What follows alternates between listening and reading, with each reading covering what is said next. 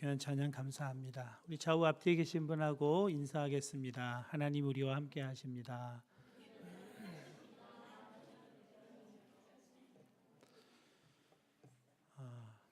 예배당이 상당히 많이 바뀌었죠.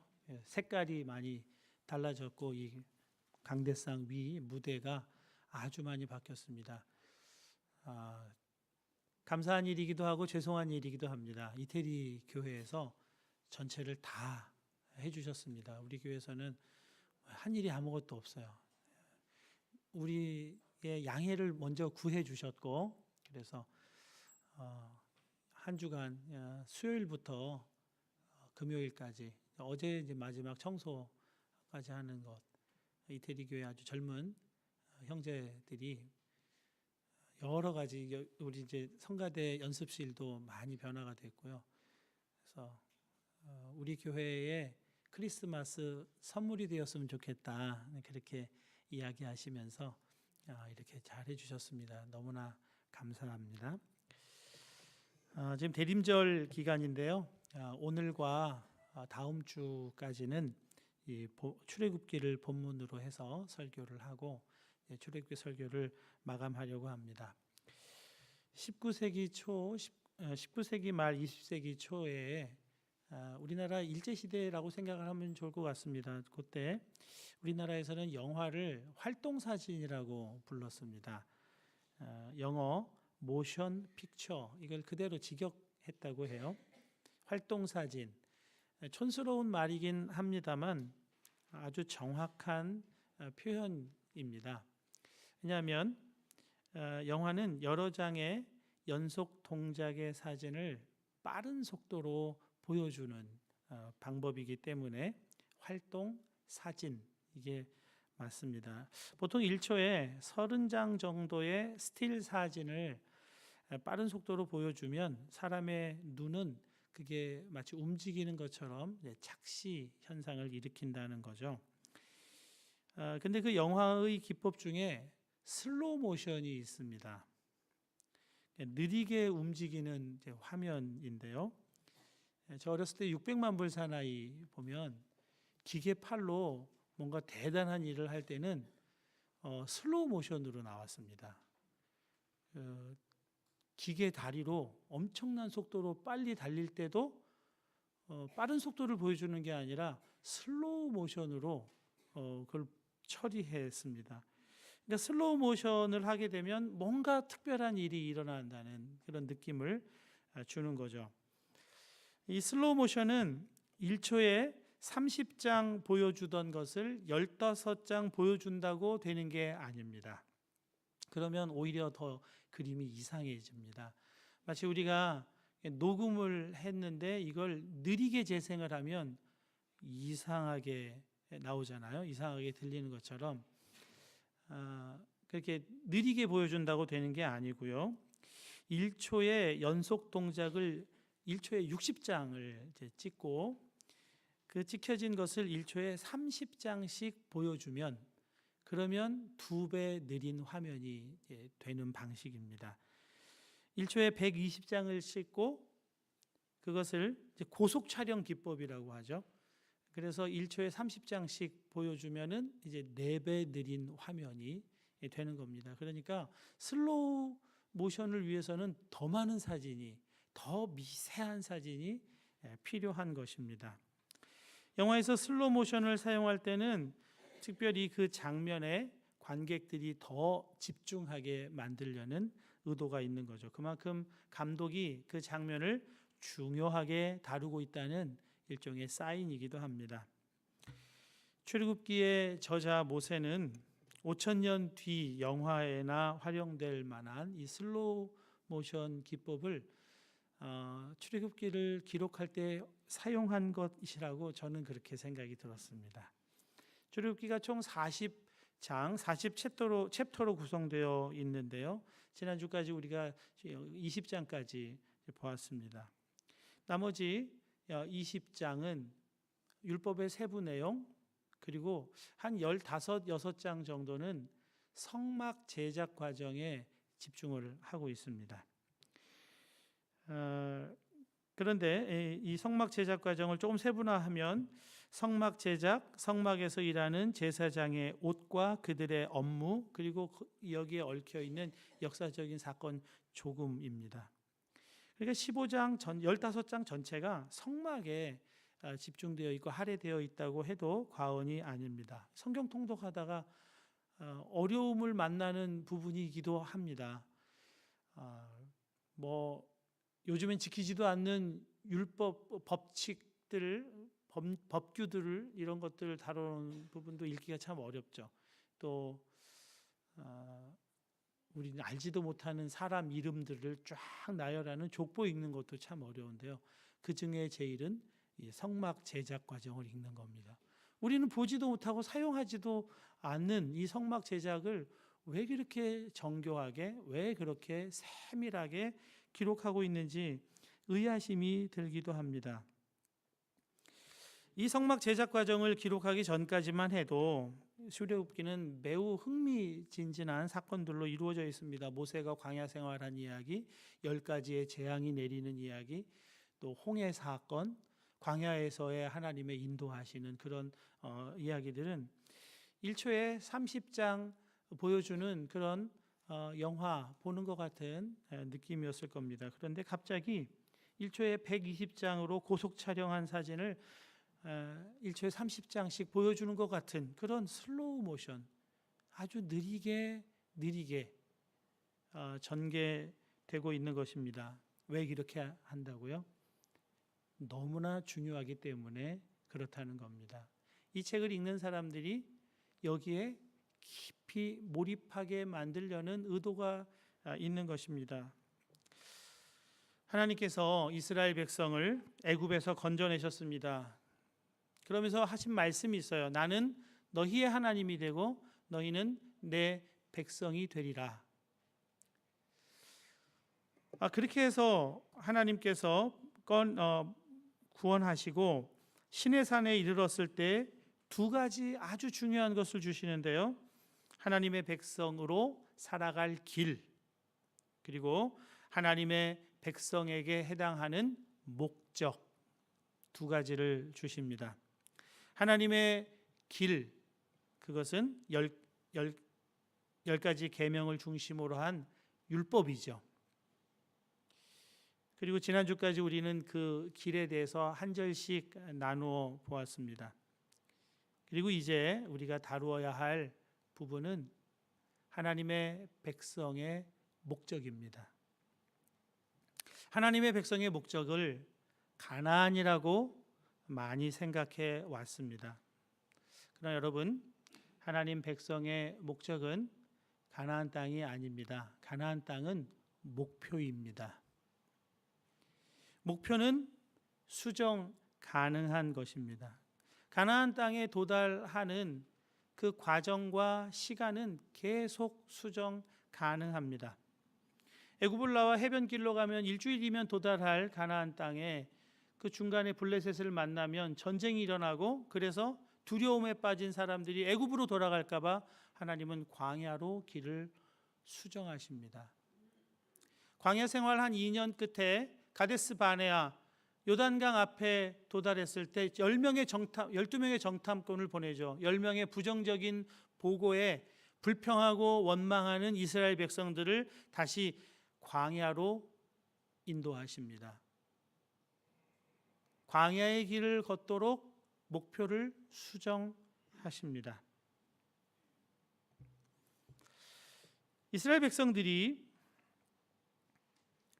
광야를 걷게 되고 목표가 수정되는 그런 과정 속에서도 한 가지 목적은 변함이 없습니다. 이스라엘 백성들이 광야에서 나오자마자 이스라엘 백성에게는 전에 없던 신기한 일이 시작됩니다. 출애굽기 13장 21절 22절인데요. 여호와께서 그들 앞에서 가시며 낮에는 구름 기둥으로 그들의 길을 인도하시고 밤에는 불 기둥을 그들에게 비추사 낮이나 밤이나 진행하게 하시니 낮에는 구름 기둥 밤에는 불 기둥이 백성 앞에서 떠나지 아니하니라. 여러분, 모세는 광야에 정통했던 사람입니다. 40년간 목자로 잔뼈가 굵었기 때문에 광야라면 눈을 감고도 걸을 수 있을 정도입니다. 그러나 하나님은 하나님의 백성을 인도하는 자로 모세를 세우신 것이 아니라 구름 기둥과 불 기둥을 세우셨다는 것입니다. 도대체 구름 기둥, 불 기둥이 어떻게 하나님 백성을 인도합니까? 오늘 본문 출애굽기 40장 36절과 37절이 그것을 설명해 주고 있습니다. 이 말씀을 같이 한번 읽어보겠습니다. 시작. 구름이 성막 위에서 떠오를 때에는 이스라엘 자손이 그 모든 행진하는 길에 앞으로 나아갔고, 구름이 떠오르지 않을 때에는 떠오르는 날까지 나아가지 아니하였으며, 구름 현상으로 인도하셨다는 겁니다. 민수기에서는 이 부분을 조금 더 상세하게 설명해 줍니다. 민수기 9장 21절 22절인데요. 혹시 구름이 저녁부터 아침까지 있다가 아침에 그 구름이 떠오를 때에는 그들이 행진하였고, 구름이 밤낮 있다가 떠오르면 곧 행진하였으며, 이틀이든지 한 달이든지 1년이든지 구름이 성막 위에 머물러 있을 동안에는 이스라엘 자손이 진영에 머물고 행진하지 아니하다가 떠오르면 행진하였으니, 매우 구체적으로 구름에 의해 하나님이 백성들을 인도하십니다. 여러분, 여기서 우리가 한 가지 중요한 진리를 배우고 지나가야 합니다. 하나님은 언제나 선하시고 옳으신 분이라는 지식을 갖는 것, 그것을 믿는 것은 너무나 중요합니다. 인생 광야를 걸을 때 오늘은 피곤하니까 며칠 푹 쉬었다가 출발하고 싶어도 다음 날 아침에 구름이 떠오르면 떠나야 합니다. 내 생각에는 며칠 쉼 없이 계속 달려가도 좋을 것 같은데, 그래도 체력적으로 무리가 없을 것 같은데, 구름이 그 자리에 멈추어 서면 기다려야 합니다. 일주일이든 한 달이든 1년이든 그 자리에 있으면 멈추어 서야 하는 것입니다. 하나님의 생각은 우리의 생각과 다르고, 하나님의 길은 우리의 길보다 훨씬 높습니다. 그에게는 우리가 알지 못하는, 우리의 제한된 지식과 제한된 경험이 가늠하지 못할 엄청난 방법과 수가 가득하게 가지고 계시기 때문입니다. 높은도 광성교회 엘리에셀 찬양대가 스위스에서 찬양 선교하고 우리 교회로 오기 위해서 밀라노 말펜사 공항으로 들어오신다고 해서 먼 길을 오시는 분들이라 마중을 나갔습니다. 첸트랄레 역에서 그날 하루 가이드 하실 분을 만나서 셔틀을 타고 말펜사 공항을 가기로 해서 제가 저희 집사람을 집에서 픽업해서 교회 근처에 주차하고 5번 트람 타고 첸트랄레를 가려는 계획을 세웠습니다. 생각보다 집사람 픽업이 예상보다 좀 많이 늦어졌습니다. 그래서 마음이 조급해지기 시작했는데, 그래도 오늘 아침에 이 부분을 놓고 하나님께 기도했으니까 하나님 인도해 주실 거라는 미약한 믿음은 있었어요. 근데 이게 참 교차해요. 믿긴 믿겠는데 조급한 마음은 여전히 있습니다. 교회 근처 주차도 만만치 않잖아요. 그런데 놀랍게도 교회 앞에 딱 도착하는 시간에 우리 아랫바 그 바로 옆에 주차 자리가 딱 한 자리가 생겼습니다. 그래서 거기다 주차를 하면서 보니까 뜨람이 막 종착역에 들어오고 있어요. 그래서 저희 집사람 빨리 가서 타라고 먼저 보내고, 저는 주차를 잘 하고 제트바 앞으로 가서 뜨람을 탔습니다. 그래서 온 타임 첸트랄레에 아주 딱 맞게 도착을 했습니다. 인생에는 수많은 변수들이 있습니다. 출발 시간이 도착 시간을 결코 보장해 주지 못합니다. 출발과 도착 사이에 수많은 과정들이 있습니다. 주차 자리도, 뜨람 운행 시간도, 뜨람이 지나가는 길의 도로 사정도, 혹시 사고가 나면 꼼짝 못합니다. 무엇 하나 내 마음대로 되는 것이 사실은 없습니다. 그냥 걱정하는 것뿐이죠. 불안해하는 것뿐입니다. 그래서 하나님만 믿고 가라는 거죠. 하나님은 선하신 분이니까, 하나님은 옳으신 분이니까 내게 최선의 것을 주실 것이고 내게 최대의 것을 주실 것이라고 믿고 나가는 겁니다. 그 상황을 계속 상황에 오르락내리락 하지 않을 수 있는 길은 바로 그것입니다. 여러분, 하나님은 60만이나 되는 하나님의 백성 전체를 이끌어 가시는 분이시기 때문에 각 개인의 매우 좁고 한계가 많은 생각으로 그 깊고 높으신 하나님의 생각을 다 알 수가 없고 그 멀고 넓으신 하나님의 그 방법을 다 헤아릴 수도 없습니다. 그래서 우리가 할 수 있는 일은 주님 말씀하시면 내가 나아가리다, 주님 뜻이 아니면 내가 멈춰서리다, 이것뿐입니다. 지금 멈춰 있게 하시는 하나님이 나를 선대하시는 하나님, 오르신 하나님이심을 믿는 겁니다. 그리고 지금 나를 막 몰아붙이고 있는 하나님이 역시 나에게 최선을 주시는 선하신 하나님, 오르신 하나님이심을 믿어야 하는 것이죠. 그것밖에는 없습니다. 그 믿음이 오면요,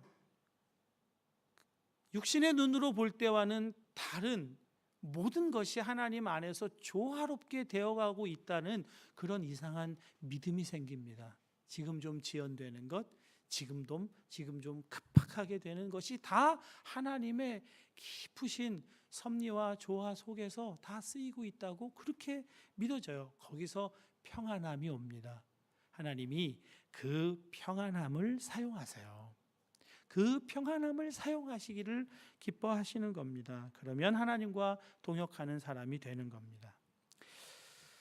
여러분, 구름 기둥과 불 기둥의 인도함을 받으려면 어떻게 해야 합니까? 구름 기둥과 불 기둥을 주시해야죠. 미세한 움직임도 감지할 만큼 주목하고 있어야 합니다. 그런데 이 구름 기둥과 불 기둥이 어디에서 움직입니까? 그냥 하늘에서, 그냥 땅에서 움직이는 게 아니에요. 출애굽기 맨 마지막 장, 맨 마지막 절이 그것을 말씀해 주고 있습니다. 우리 이것도 같이 한번 읽어볼까요? 읽겠습니다. 시작. 낮에는 여호와의 구름이 성막 위에 있고 밤에는 불이 그 구름 가운데에 있음을 이스라엘의 온 족속이 그 모든 행진하는 길에서 그들의 눈으로 보았더라 했습니다. 어디에서 활동한다고요? 성막 위에서 구름기둥, 불기둥이 계속 활동하고 있다는 겁니다. 그러니까 구름기둥, 불기둥을 주목한다고 하는 것은 구름기둥, 불기둥이 활동하고 있는 성막을 집중한다는 의미입니다. 성막을 계속 바라보고 주시한다는 것입니다. 성막이 무엇입니까? 본문 40장 34절입니다. 구름이 회막에 덮이고 여호와의 영광이 성막에 충만하매, 하나님의 영광, 하나님의 임재가 충만하게 거하는 그곳이 성막인 거예요. 그 성막을 집중하고 바라보라 하는 것입니다. 출애굽기 다음 책이 레위기죠. 레위기는 이 성막에서 이루어지는 여러 예배들을 아주 상세하게 다루어 주고 있습니다. 레위기 다음에는 민수기입니다. 이 성막을 중심으로 어떻게 백성들이 이동할 것인가에 대한 아주 상세한 내용들을 기록하고 있습니다. 우리 그림 한 장을 좀 보여드리려고 하는데요. 그림을 한번 보시죠.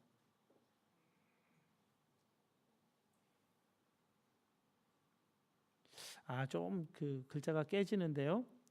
가운데 성막이 있고요. 그 주변에 레위 지파 가문별로 배치가 되어 있고, 그 주변 사방 주변에는 3개씩 지파들이 주변을 둘러싸고, 어디에 가면 저 배치도 대로 배치하고 하루를 머물건 일주일이든 한 달이든 저 배치로 머물게 되는 것입니다. 다음 그림 보여주시죠. 그래서 멀리서 보면 이런 형태로 배치하고 있는 것이고요. 또 하나 더 보여주시죠. 성막 위에 구름 기둥이, 불 기둥이 저렇게 있습니다. 이런 배치도가 이스라엘 백성들이 광야에서 계속 길을 걸어갈 때 머물게 되면 바로 저 배치도대로 멈추어 서게 됩니다. 그런데요, 민수기 2장 1절 2절 말씀에 진영 배치를, 그 텐트를 어떤 방식으로 칠 것인가에 대해서 말씀해 주고 있는 내용이 나옵니다. 여호와께서 모세와 아론에게 말씀하여 이르시되 이스라엘 자손은 각각 자기의 진영의 군기와 자기의 조상의 가문의 기호 곁에 진을 치되 회막을 향하여 사방으로 치라 그랬습니다. 텐트의 입구는 언제나 회막을 향하여 텐트를 쳐야 한다, 그렇게 말씀을 하고 있는 겁니다. 아침에 눈을 뜨고 텐트의 장막을 걷고 바깥으로 나올 때 제일 먼저 보이는 것이 성막입니다. 하루의 일과를 마치고 이제 텐트의 장막을 걷고 들어갈 때 그의 등 뒤에 있는 것이 성막인 것입니다. 하나님의 영광이 충만하게 임하는 그 성막을 바라보고 일어나고 그 성막을 바라보며 하루를 마치게 배치도를 이렇게 짜 놓으신 겁니다. 이것이 이스라엘 백성들의 목적이에요. 가나안 땅은 목표이고 매일 성막을 바라보면서 살게 하신 것, 이것이 목적이에요. 이스라엘 백성들의 인생의 목적이고 출애굽기의 결론이기도 합니다. 낮에는 여호와의 구름이 성막 위에 있고 밤에는 불이 그 구름 가운데 있음을 이스라엘의 온 족속이 그 모든 행진하는 길에서 그들의 눈으로 보았더라. 성막을 계속 바라보며 하나님의 임재를 계속 주시하며 살아가는 것, 그것이 인생의 목적이라는 겁니다. 여러분, 이것이 해변의 길에서 광야의 길로 목표를 수정하고 요단강 앞에서 길을 돌려 광야로 다시 돌아가 40년 동안 광야 생활을 하도록 목표를 수정해도 변하지 않는 목적인 겁니다. 그들의 눈으로 계속 성막에 임재하시는 하나님을 바라보게 하시려는 겁니다. 여러분의 직장 생활, 여러분의 학업, 학교 생활, 여러분의 가정과 부부관계, 자녀관계, 이 모든 것들은 하나님을 바라보고 사는 이 목적을 위해 단계적으로 밟아가야 할 목표에 불과한 겁니다. 목표를 목적 삼아서 살면 안 돼요. 목적에 이끌리는 삶을 살아야지 목표에 이끌려 살면 안 되는 겁니다. 그건 다 상대적인 거기 때문에 육신의 장막을 벗어날 때는 아무런 소용이 없는 것, 그것에 목적을 두고 살면 안 된다는 겁니다. 영상 하나 시청하겠습니다. 요즘에 카톡방에서 많이 주고받는 영상인 것 같아요. 세월이 나 참고 살았어요. 참고 넘기고 강 여사님, 살아온 세월이 나 참고 살았어요. 참고 넘기고 나같이 참고 이렇게 살아온 사람이 어디 있겠어? 누구 때문에 참았어요? 누구요? 남편. 네, 욕하지 마세요. 할렐루야 주여 2주 동안이. 남편이 어떤 분이세요? 내 인생의 로또예요. 어이구, 안 나죠. 살아도 안 나죠. 어떻게 그렇게 안 맞을 수가 있냐? 죽어서도 안 맞을 거야. 데려가세요 주님. 그만하세요. 내 뒤에는 손이 있어요. 무슨 네 손? 잊어버렸냐? 손을 빼면 어떻게 될까요? 하지 마라. 한번 빼볼게요. 안돼, 잠깐만. 손을 뺐습니다. 강 여사 뒤에 있는 손은 이 손입니다. 손을 뺀 강 여사님은 어떻게 될까요? 어이구, 앉지도 못하시고 아무것도 할 수 없죠. 아무것도 아닙니다. 손이 없으면 이렇습니다. 여러분 뒤에도 손이 있습니다. 하나님의 손인 줄로 믿습니다. 뭐가 그리 바쁜지, 뭐가 그렇게 생각할 것이 많은지 우리는 항상 이 사실을 잃어버리고 사는 것 같습니다. 손을 한번 넣어볼까요? 만에 하나 하나님의 손이 우리에게 없었다면 이렇게 됐겠죠. 아무것도 아니었습니다. 이런 우리를 버려두지 아니하시고 하나님께서는 살리신 줄로 믿습니다. 생명을 주시고 말하게 하고 꿈을 꾸게 하고 하나님을 찬양하게 하더니 하나님을 아바 아버지라 부를 수 있게 하셨습니다. 그 영원한 하늘나라에 들어가게 하셨습니다. 우리는 매일 없다라고만 합니다. 달라고만 합니다. 부족하다라고만 합니다. 아니요, 다 주신 줄로 믿습니다. 다 있다 말하십시오. 아이고, 강 여사님 왔어요. 왜 놀라세요? 보여? 뭐가 보이세요? 뒤에 뭐가 있어요? 손. 무슨 하나님의 손? 다 있어요? 다 있네. 그래서 이분들이 어떻게 보이세요 지금? 소중하시다. 그래서 대단하다. 그래서 특별하고 귀하다.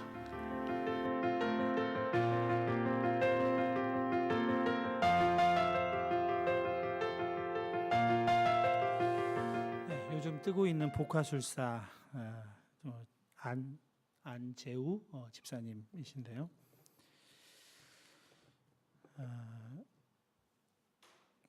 오늘날 우리에게는 바라보고 싶어도 바라볼 수 있는 하나님의 임재가 있는 성막이 없습니다. 실물 성막은 없어요. 더 이상 성전도 없습니다.